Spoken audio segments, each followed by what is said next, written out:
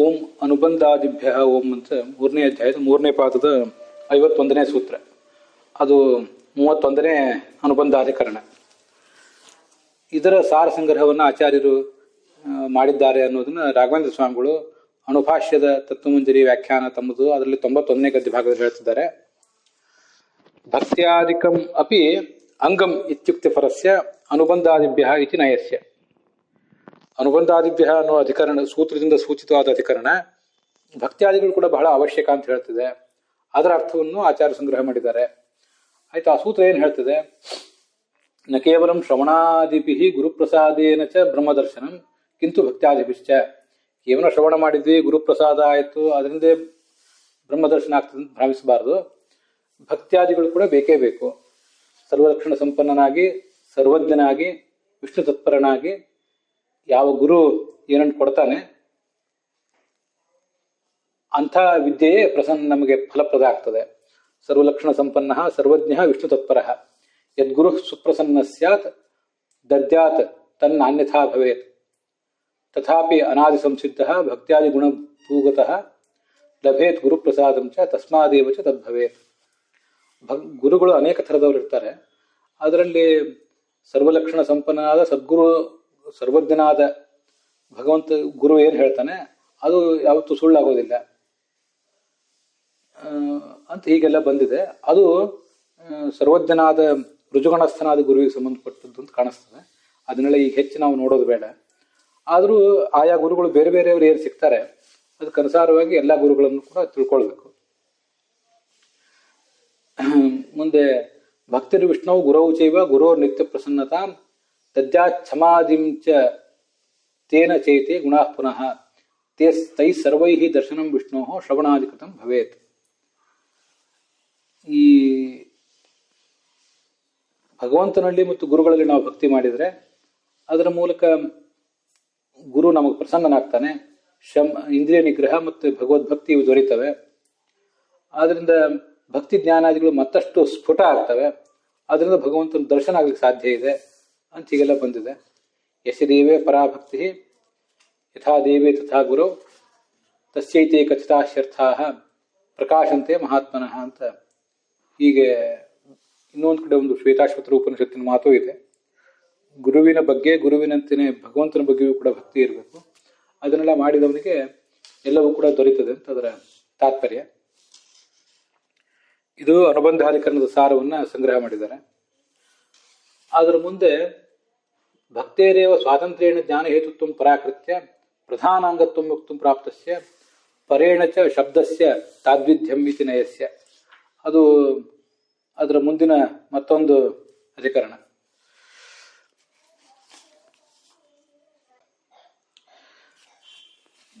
ಓಂ ಪರೇಣ ಚ ಶಬ್ದಸ್ಯ ತಾದ್ವಿಧ್ಯಂ ಭೂಯಸ್ತ್ವಾತ್ ತ್ವನುಬಂಧ ಅಂತ 54ನೇ ಸೂತ್ರ. ಅದು ಪರೇಣಾಧಿಕರಣ ಅಥವಾ ತಾದ್ವಿದ್ಯಾಧಿಕರಣ ಅಂತ ಹೀಗೆ ಅದನ್ನ ವರ್ಣನೆ ಮಾಡ್ತಾರೆ. ಅದರ ಅರ್ಥವನ್ನು ಕೂಡ ಇಲ್ಲಿ ಸಂಗ್ರಹ ಮಾಡಿದ್ದಾರೆ ಆಚಾರ್ಯರು. ಅದೇನು ಹೇಳ್ತದೆ? ಭಕ್ತಿ ಎನ್ನುವುದು ಸ್ವತಂತ್ರವಾಗಿ ಜ್ಞಾನ ಹೇತು ಆಗ್ತದೆ ಅಂತ ಕೆಲವರು ಏನಾದ್ರು ಅಭಿಪ್ರಾಯ ಪಟ್ಟರೆ ಅದು ಸರಿಯಲ್ಲ. ಭಕ್ತಿ ಅನ್ನೋದು ಪ್ರಧಾನವಾದ ಅಂಗ ಮಾತ್ರ ಅಂತ ಬಂದಿದೆ. ಅಲ್ಲಿ ಭಕ್ತಿದೇವೈನಂ ಗಮಯತಿ ಭಕ್ತಿದೇವೈನಂ ದರ್ಶಯತಿ ಭಕ್ತಿವಶ ಪುರುಷ ಭಕ್ತಿರೇವ ಭೂಯಸಿ ಇತಿ ಮಾಠರ ಶ್ರುತೇ ನ ಪರಮಾತ್ಮನ ದರ್ಶನಂ ಇತಿ ಚೇತ್ ತಸ್ಯೈಷ ಆತ್ಮ ವಿವೃತೆ ತಸ್ಯೈಷ ಆತ್ಮ ವಿಶತೆ ಬ್ರಹ್ಮಧಾಮ ಇತಿ ಶ್ರುತೇ. ಇದೆಲ್ಲವೂ ಆ ಸೂತ್ರದ ಭಾಷ್ಯ.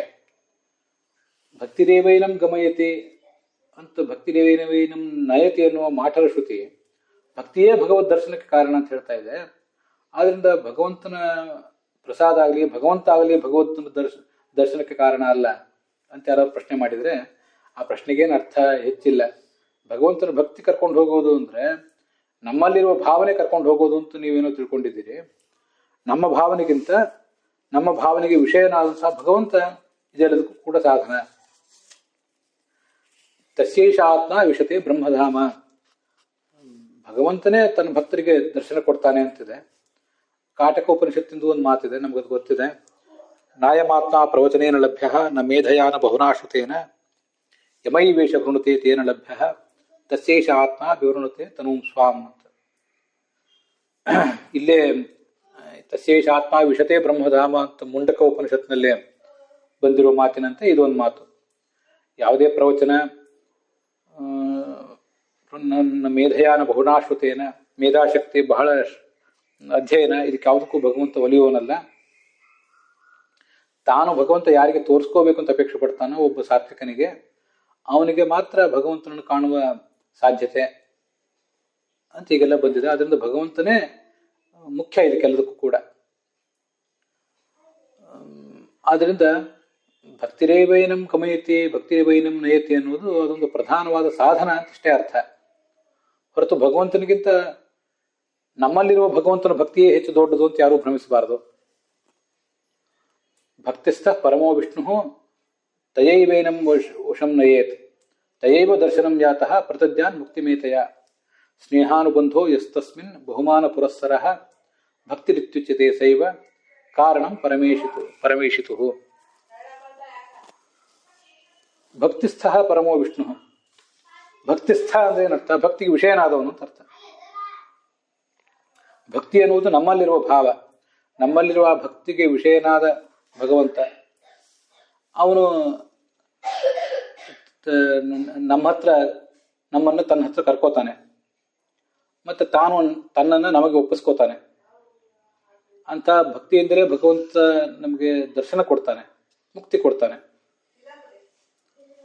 ಆದ್ದರಿಂದ ಭಗವಂತನೇ ಮುಖ್ಯ, ಅವನನ್ನು ನೋಡ್ಲಿಕ್ಕೆ ಭಕ್ತಿ ಒಂದು ಅಂಗ ಮಾತ್ರ ಅಂತ ಹೀಗರ್ಥ. ಆದ್ರಿಂದ ಭಕ್ತಿದೇವೈನಂ ಗಮಯತಿ ಅಂತಂದ್ರೆ ಸರ್ವಶಬ್ದಾನಾಂ ಬ್ರಹ್ಮಣಿ ಪ್ರವೃತ್ತೇಶ್ಚ, ಭಕ್ತಿ ಶಬ್ದ ವಾಚ್ಯನಾದ ಭಗವಂತನೇ ನಮ್ಮ ಮುಕ್ತಿ ಕೊಡ್ತಾನೆ ಅಂತ ಹೀಗರ್ಥ ತಿಳ್ಕೊಳ್ಳೋದು ಯೋಗ್ಯ. ಈ ಅಧಿಕರಣದ ಅರ್ಥವನ್ನು ಸರ್ವೈರಪಿ ಯಥಾಬಲಂ, ಅವರವರ ಶಕ್ತಿಗೆ ಅನುಗುಣವಾಗಿ ಅಂತ ಆಚಾರ್ಯರು ಸಂಗ್ರಹ ಮಾಡಿದ್ದಾರೆ. ಜ್ಞೇಯ ಇತ್ಯುಕ್ತ್ಯ ಜ್ಞಾನಸ್ಯ ಪುಮರ್ಥ ಹೇತುತ್ವಾತ್ ವಿದ್ಯೈವತ ನಿರ್ಧಾರಣಾತ್ ಶ್ರುತಾದಿ ಬಲಿಯಸ್ತ್ವಾಚ್ಚನ ಬಾಧಃ ಇತಿ ನಯದ್ವಯಸ್ಯ ಚ ಅರ್ಥಃ ಸಂಗೃಹೀತೋ ಭವತಿ. ಜ್ಞೇಯ ಅಂತ ಅಲ್ಲಿ ಶಬ್ದ ಬಂತಲ್ಲ, ಜ್ಞೇಯ ಅಂತ ಶಬ್ದ ಬಂದಿದ್ದರಿಂದ ಆಚಾರ್ಯರು ಮತ್ತು ಒಂದೆರಡು ಅಧಿಕರಣಗಳ ಸಂಗ್ರಹವನ್ನು ಅಲ್ಲಿ ತೋರಿಸಿದಾಗಾಯಿತು. ಅದರಲ್ಲಿ ವಿದ್ಯೈವತು ನಿರ್ಧಾರಣಾತ್ ಅಂತ ಒಂದು ಸೂತ್ರ, ಅದು ಸೂತ್ರ ಸಂಖ್ಯೆ 3ನೇ ಅಧ್ಯಾಯದ 3ನೇ ಪಾದದ 48ನೇ ಸೂತ್ರ. ಆ ಸೂತ್ರಗಳೆಲ್ಲವೂ ಹಿಂದೆ ಮುಂದಿದೆ, ಅದನ್ನು ಓದೋರು ತಿಳ್ಕೋಬೇಕಷ್ಟೆ. ಆ ಸೂತ್ರ ಅಧಿಕರಣ ವಿದ್ಯಾಧಿಕರಣ. ಅದೇನು ಹೇಳ್ತದೆ? ನಿಚ ಕರ್ಮಣೈವ ಹಿ ಸಂಸಿದ್ಧಿ ಮಾಸ್ಥಿತ ಜನಕಾದಯ ಇತ್ಯಾದಿನ ಅನ್ಯನ್ ಮೋಕ್ಷ ಸಾಧನಂ. ಕರ್ಮಣೈವ ಹಿ ಸಂಸಿದ್ಧಿ ಮಾಸ್ಥಿತ ಜನಕಾದಯ ಅಂತ ವೇದವಾಕ್ಯ ಹೇಳ್ತಾ ಇದೆ, ಭಗವದ್ಗೀತೆ ಹೇಳ್ತಾ ಇದೆ. ಅದರಿಂದ ಕರ್ಮದಿಂದಲೇ ಸಿದ್ಧಿ ಆಗ್ತದೆ. ಅದರಿಂದ ಜ್ಞಾನ ಏನೂ ಬೇಕಾಗಿಲ್ಲ. ಕರ್ಮವನ್ನು ಬಿಟ್ಟು ಬೇರೆ ಯಾವುದು ಮೋಕ್ಷ ಸಾಧನ ಅಲ್ಲ ಅಂತ ಒಂದು ಪ್ರಶ್ನೆ ಬಂದ್ರೆ ಅದು ಸರಿಯಲ್ಲ. ವಿದ್ಯೈವತು ನಿರ್ಧಾರಣ ಅಂತ ಸೂತ್ರ ಹೊರಟಿದೆ.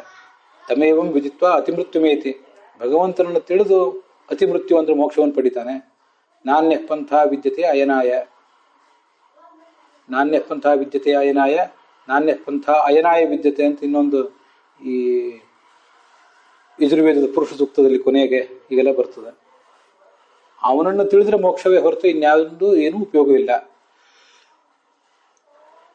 ಕರ್ಮಣೈವ ಹಿ ಸಂಸಿದ್ಧಿ ಮಾಸ್ಥಿತ ಜನಕಾದಯ ಅಂದ್ರೆ ಜನಕಾದಿಗಳು ಕರ್ಮ ಮಾಡಿ ಸಿದ್ಧಿಯನ್ನು ಪಡೆದೇ ಇದ್ದಾರೆ ಅಂತ ಅರ್ಥ. ಕರ್ಮದಿಂದಲೇ ಸಿದ್ಧಿಯನ್ನು ಪಡೆದಿದ್ದಾರೆ ಅಂತ ಅರ್ಥ ಅಲ್ಲ. ಅದಕ್ಕೆಲ್ಲ ಅರ್ಥಗಳು ಬೇರೆ ಬೇರೆ ಇದೆ.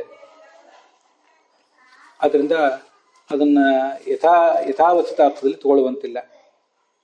ಜ್ಞಾನವೇ ಪರಮ ಪುರುಷಾರ್ಥ. ಇದು ವಿದ್ಯೈವತು ನಿರ್ಧಾರಣಾತ್ ಅಂತ ಅನ್ನೋದಕ್ಕೆ ಸಂಬಂಧಪಟ್ಟದ್ದು. ಮುಂದೆ ಶ್ರುತಾದಿ ಬಲಿಯಸ್ತ್ವಾಚ್ಚನ ಬಾಧ ಅಂತ 50ನೇ ಸೂತ್ರ ಇದೆ.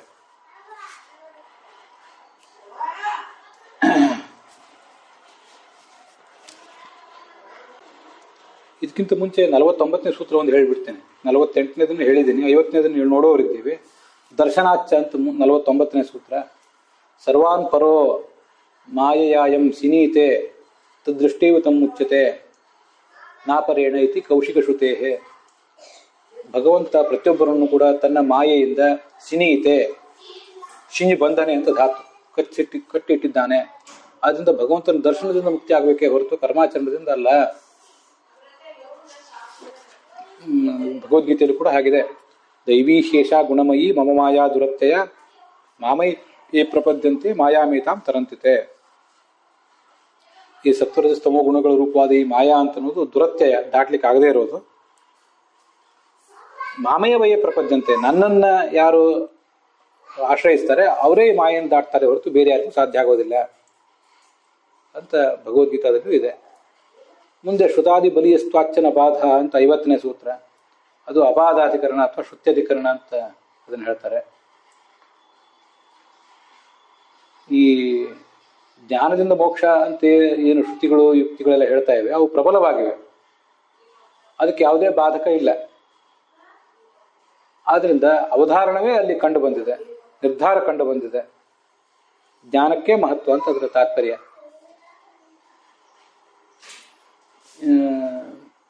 ಸಾವಧಾರಣ ಬಲವತಿ ಶ್ರುತಿ, ವಿದ್ಯೆಯಿಂದಲೇ ಜ್ಞಾನ.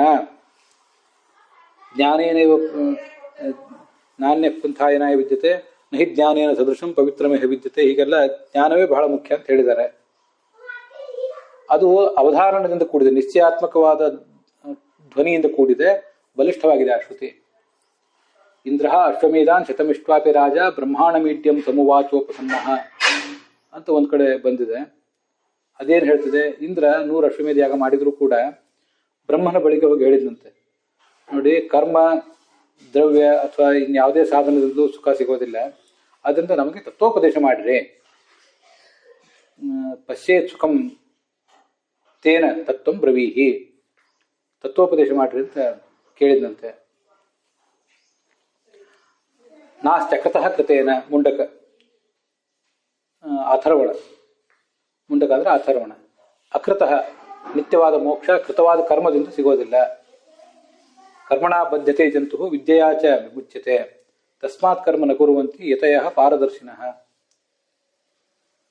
ಈ ಜೀವ ಕರ್ಮ ಮಾಡುವುದರಿಂದ ಬಂಧನಕ್ಕೊಳಗಾಗ್ತಾನೆ, ವಿದ್ಯೆಯಿಂದ ಮೋಕ್ಷಕ್ಕೆ ಪಡಿತಾನೆ, ಮೋಕ್ಷಕ್ಕೆ ಗುರಿ ಭಾಗಿಯಾಗ್ತಾನೆ. ಆದ್ರಿಂದ ಯತಿಗಳು ಅಂದ್ರೆ ಸನ್ಯಾಸಿಗಳು ಅಂತ ಅರ್ಥ ಅಲ್ಲ,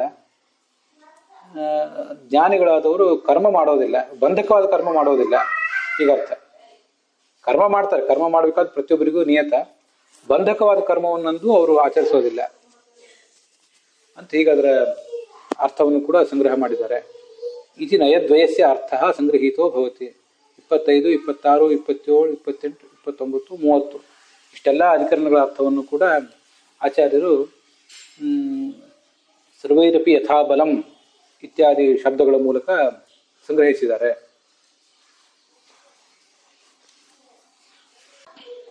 ಅಲ್ಲಿಗೆ ಈ ಭಾಗ ಸಮಾಪ್ತ ಆಗಿದೆ.